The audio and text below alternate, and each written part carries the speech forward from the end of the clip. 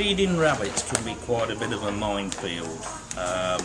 We have to be very careful when we first get our new rabbit. If it's a young rabbit, we wouldn't recommend feeding any vegetables to it until it's at least 12 weeks old. One thing we would never feed any rabbit is lettuce. A lot of people do feed lettuce, but it's got a drug in it which makes them very drowsy, and it's got no nutritional value.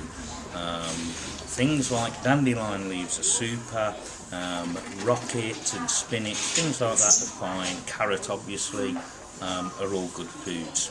One thing they must always have is hay. Hay, their teeth constantly grow, and by giving them hay they will chew and chew and chew, and that keeps their teeth from growing too long. When it comes to food, we like to feed Beef-A-Care Plus, and the reason we like to feed Beef-A-Care Plus is because if we look at it, it is a pellet. Now these pellets, it stops non-selective feeding, so the rabbit gets everything he needs in each pellet and not leaving the good ones behind like they do in normal food. Because initially it was quite expensive to feed this, but to feed a rabbit, a full-grown rabbit, it costs about 30p a day to feed this, and you can be sure that your rabbit is getting everything he needs. It's very, very palatable. We have no problems with palatability with Care Plus, and obviously we're happy in the knowledge that the rabbit's getting fed. Now, sometimes it's very easy to feed too much, and people will say, oh, he's ate all his food, so we give him a bit more food.